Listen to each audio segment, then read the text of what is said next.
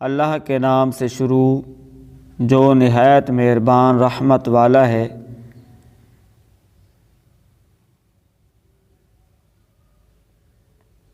سن لو تم وہی لوگ ہو جو پہلے اس معاملے میں جھگڑتے تھے جس کا تمہیں علم تھا، تو اب اس میں کیوں جھگڑتے ہو جس کا تمہیں علم ہی نہیں، اور اللہ جانتا ہے اور تم نہیں جانتے۔ ابراہیم نہ یہودی تھے نہ عیسائی، بلکہ وہ ہر باطل سے جدا رہنے والے مسلمان تھے اور مشرکوں میں سے نہ تھے۔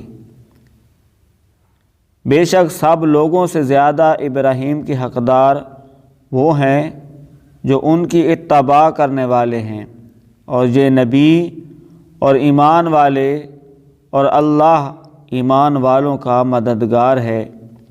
کتابیوں کا ایک گروہ دل سے چاہتا ہے کہ کسی طرح تمہیں گمراہ کر دیں، اور وہ صرف خود کو گمراہ کر رہے ہیں اور انہیں شعور نہیں۔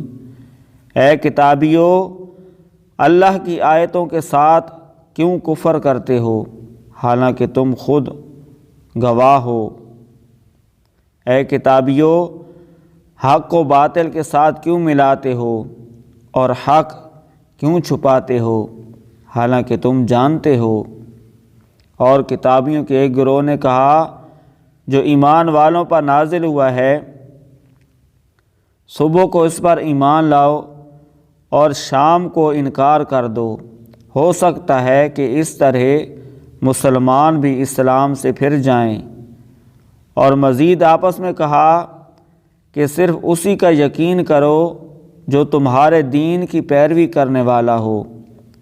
اے حبیب، تم فرما دو کہ ہدایت تو صرف اللہ ہی کی ہدایت ہے، اور یہ سازشی آپس میں کہتے ہیں کہ اس کا بھی یقین نہ کرو کہ کسی اور کو بھی ویسا مل سکتا ہے جو تمہیں دیا گیا، یا کوئی تمہارے رب کے پاس تمہارے اوپر غالب آ سکتا ہے۔